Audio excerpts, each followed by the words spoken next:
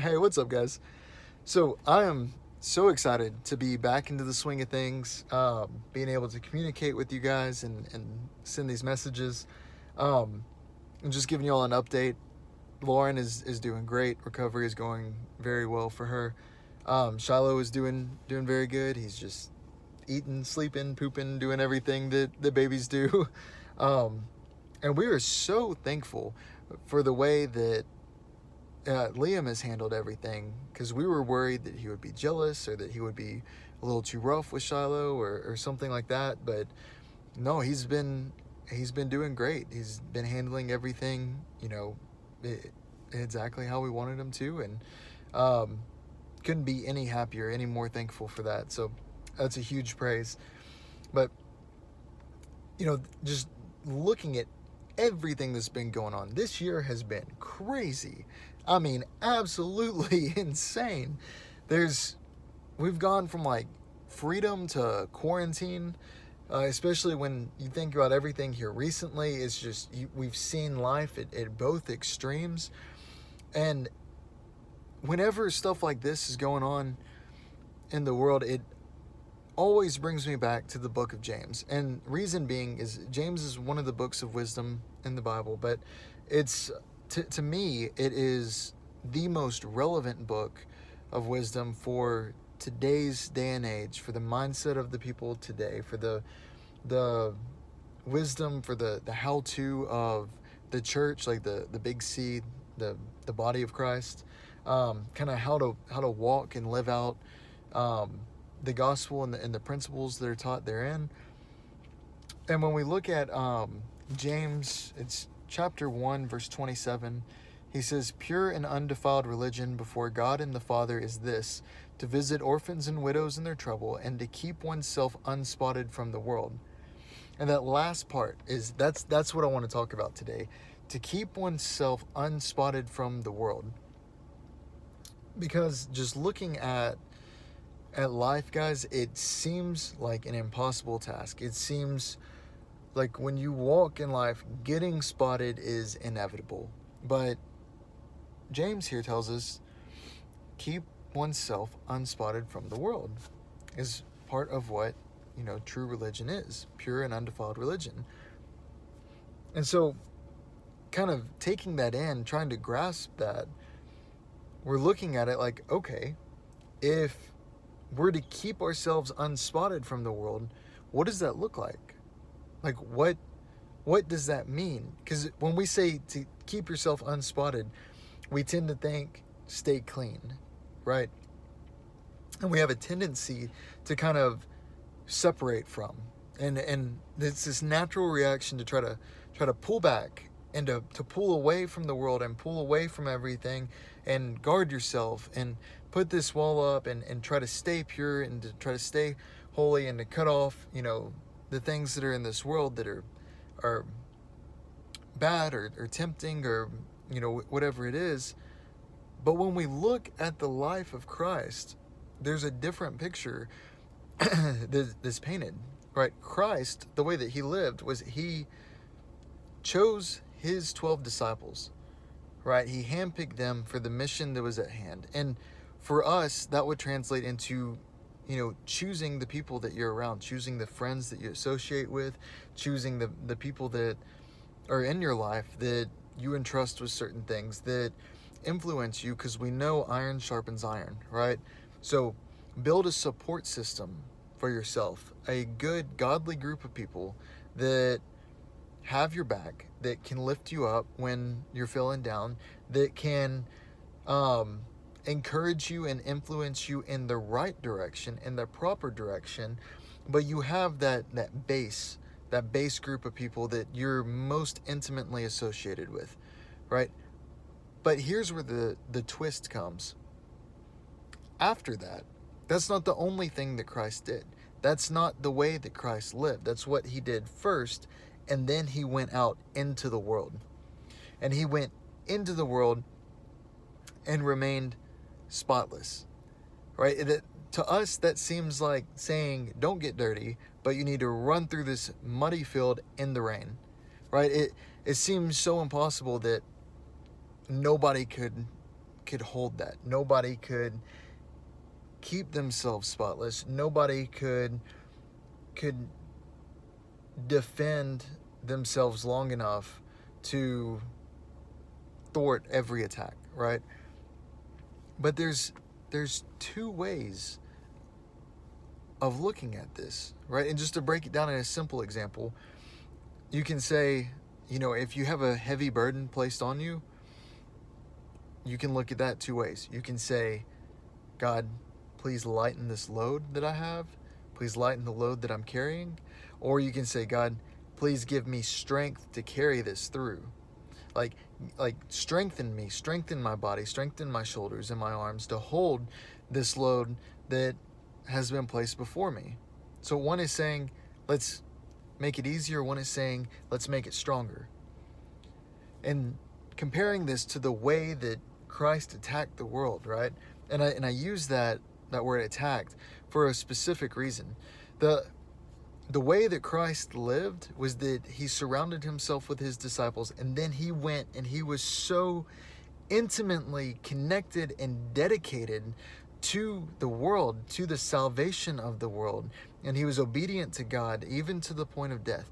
But he was so in the world, seeking out the sinners, seeking out the ones who were lost, seeking out the sick that needed to be healed, like fixing the problems that were in the world, speaking to and making everything around him better, right? And that is the way that we're to live as part of the church. Because if you were to look at this, remain spotless, right?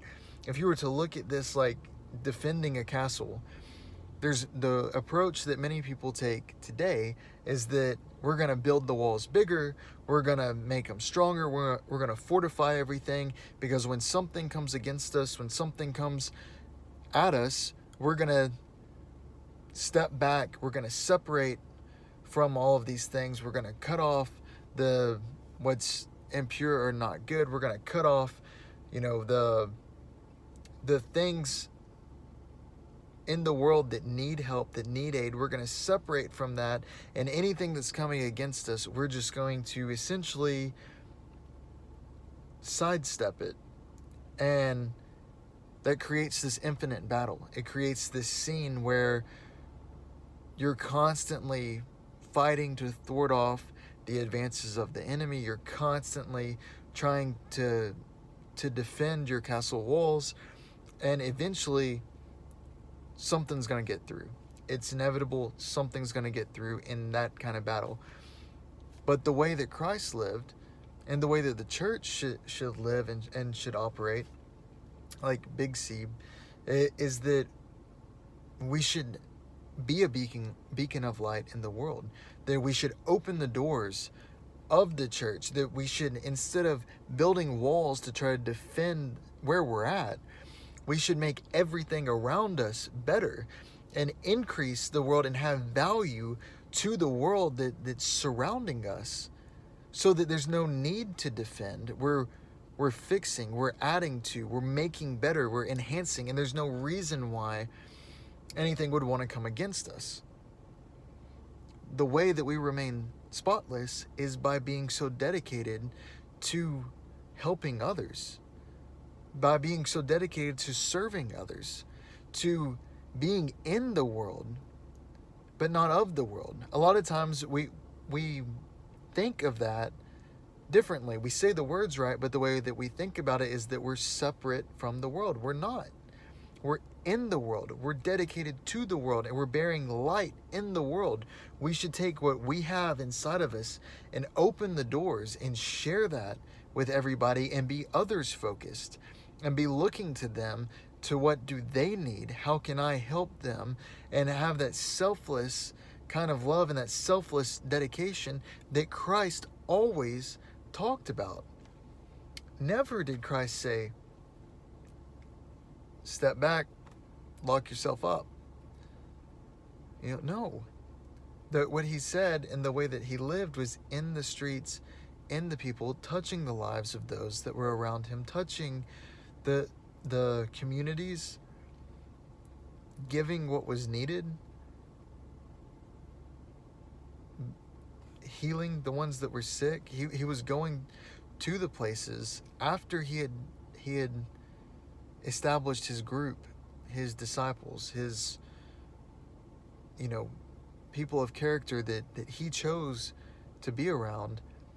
He went into the world. And it's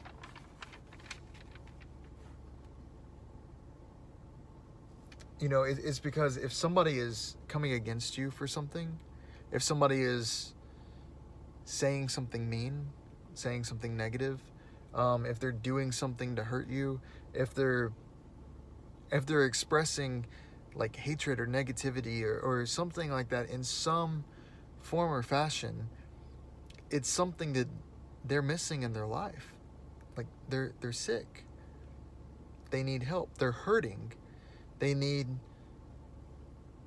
to feel better. They need somebody to empathize with them. Sometimes people have a problem they need solved. Sometimes the problem is that they feel like nobody will listen to them. And so through having this dedication to others, this dedication to bringing the gospel message to the world, this dedication to showing and revealing God in society, through having this dedication to drawing out the goodness that God has placed in the world and in others, and helping others to see this light, you are inherently saving yourself through saving others. It's if somebody comes against you with something like that, the way to remain spotless isn't to continue to defend your, what's being said, yourself, somebody else, whatever it is. It's not to continue to fight with them or to argue or whatever it is. The way that you overcome is to nurture them, to speak life into them, to help heal them, and to make a friend with them. And when you make a friend to the person who has no friends, you no longer have an enemy, but you instead have a friend. And that's one of the great parts about the power of God, is the power to convert, the power to change, the power to lift up, because you always consider others more than yourself. Because what you do for them is much better for the big picture all around than what you would do for yourself. But for us, we have to remember, keep your friends close. That iron sharpening iron. Keep your support system intact.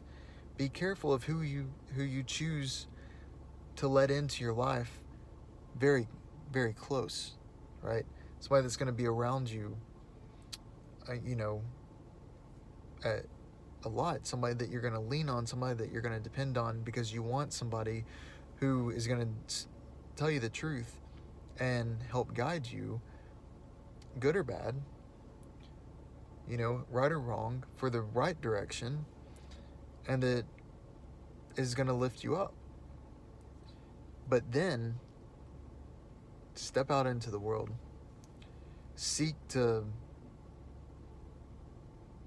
right wrong, to stand for what's just, to speak truth to others, to fill gaps that need to be filled, to shine light in the darkness, to be a voice of reason, right? Remember to keep these things in your mind, because that's the way that we're called to live.